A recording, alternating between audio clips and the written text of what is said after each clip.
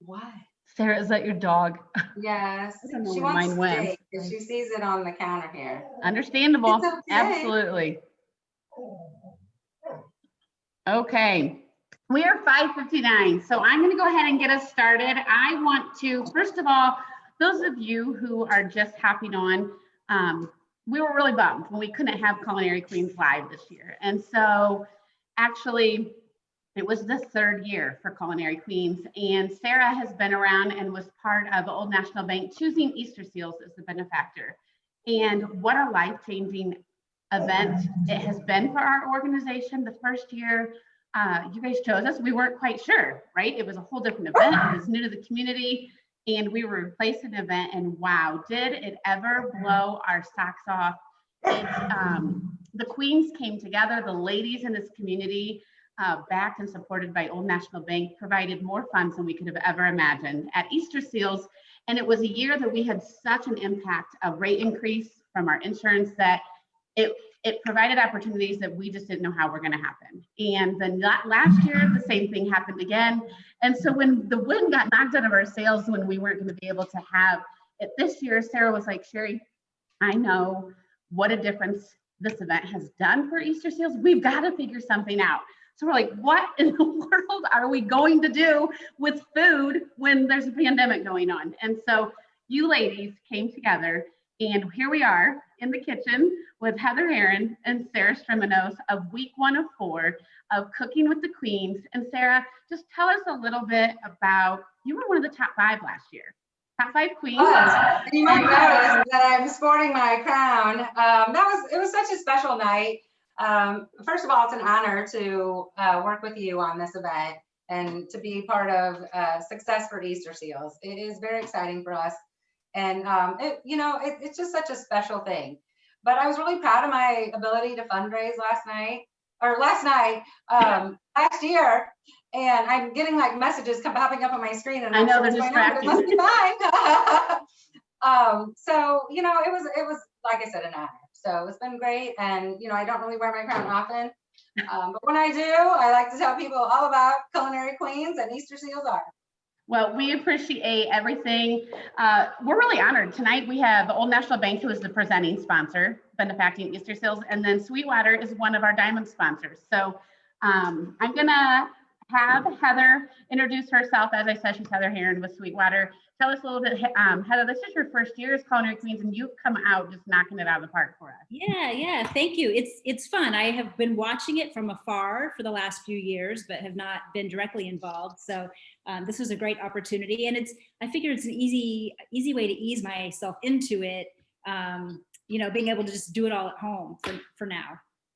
Never been simpler. That's what I was saying is we have several queens who are participating. If you guys want to check them out, you can go to fortwayne.culinaryqueens.com.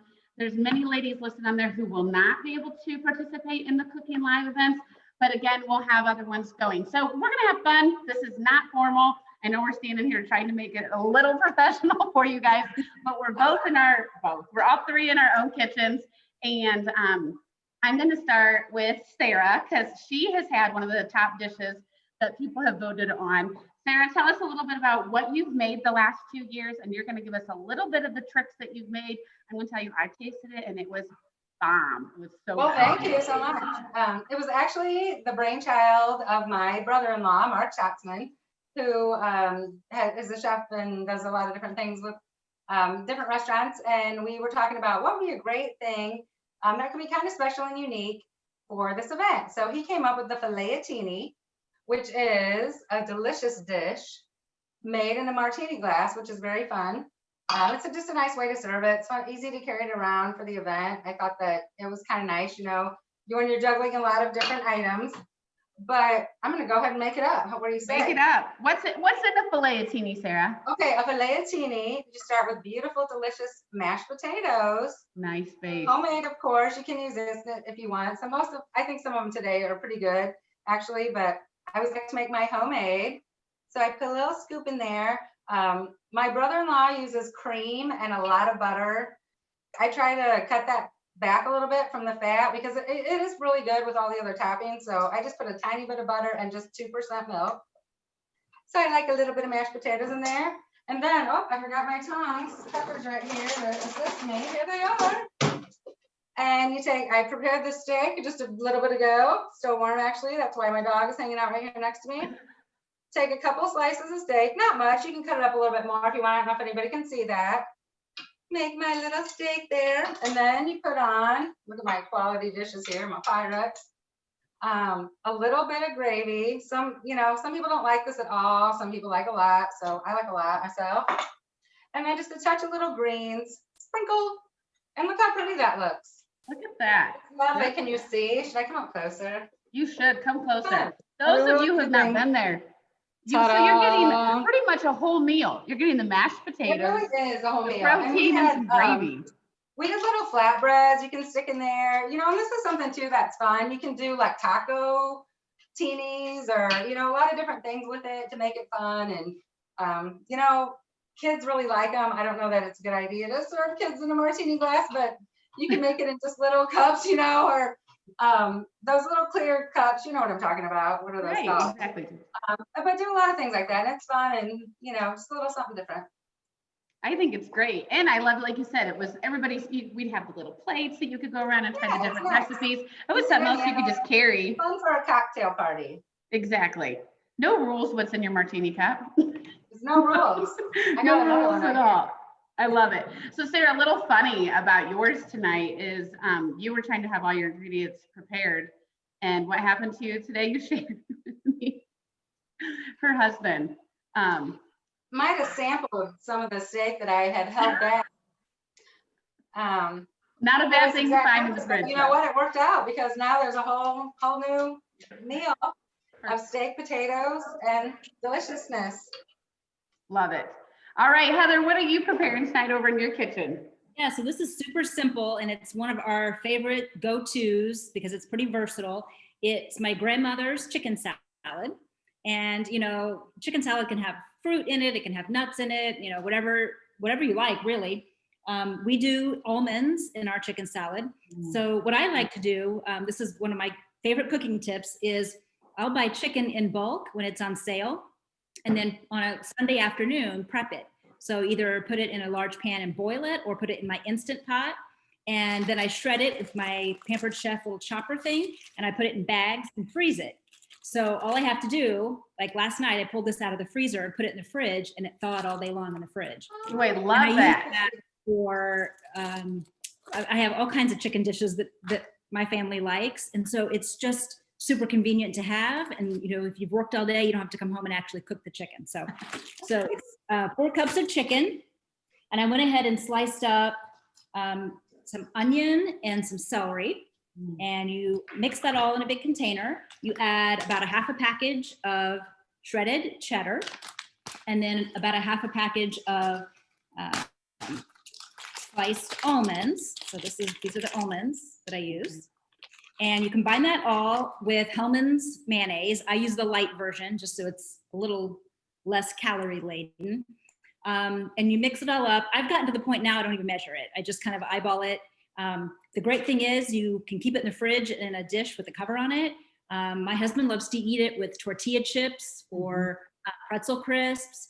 I've made it in croissants or pitas. You can put it on bread, however you want if you're cold, or you can put it in a casserole dish and sprinkle crushed potato chips on top of it and bake it. And then it's a little more comfort food because it's nice.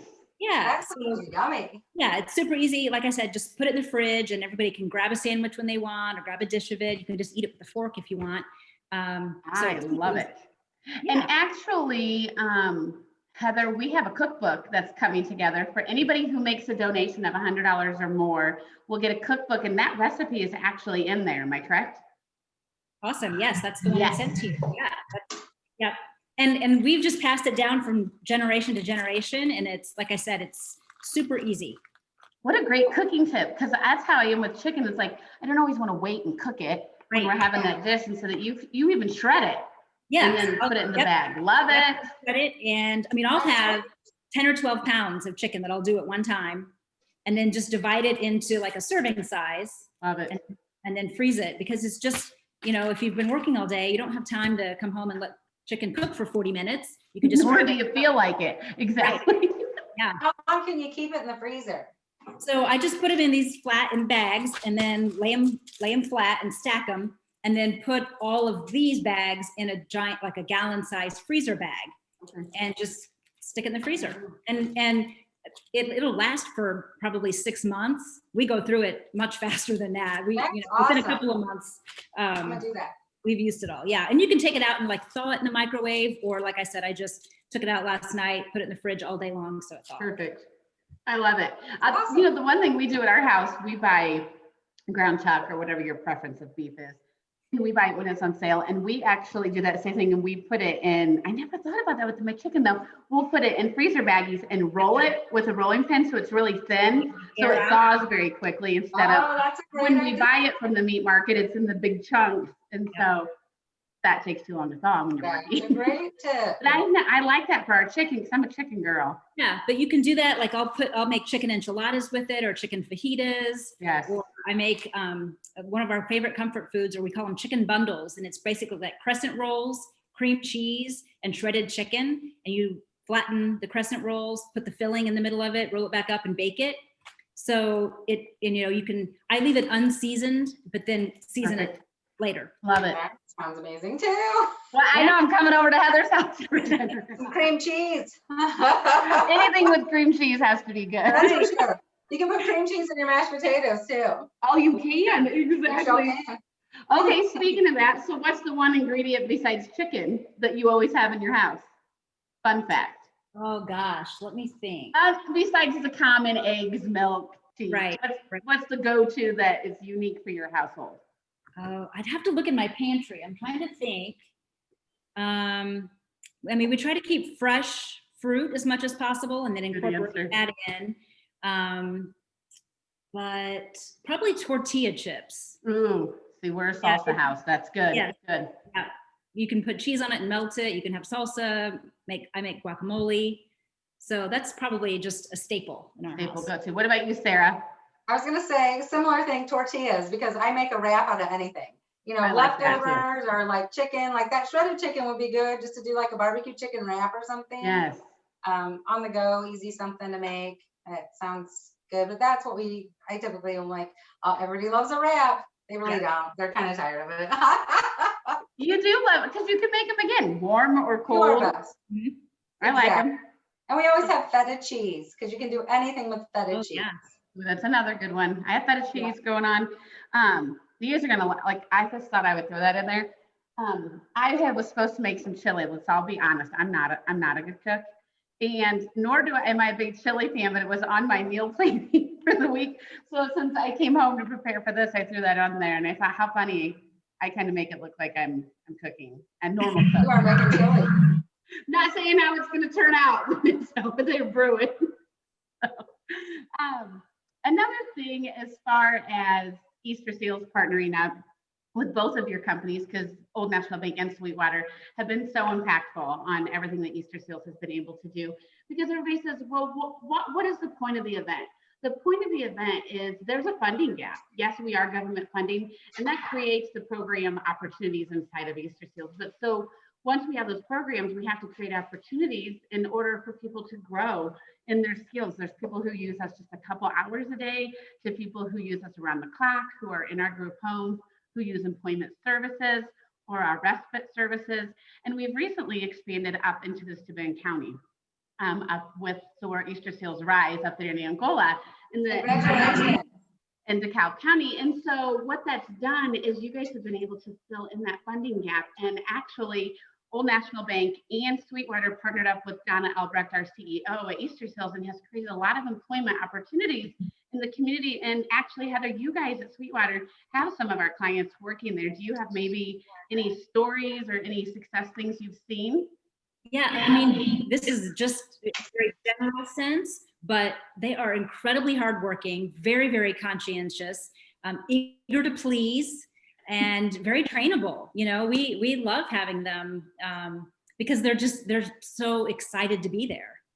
Such a change. That's the one thing I've noticed. I used to be an outsider looking in, and then when I was blessed to be able to see firsthand by working as an employee at Easter Seals, lots of times guilty myself. You're like, oh, I have to go to work. I don't feel like it today.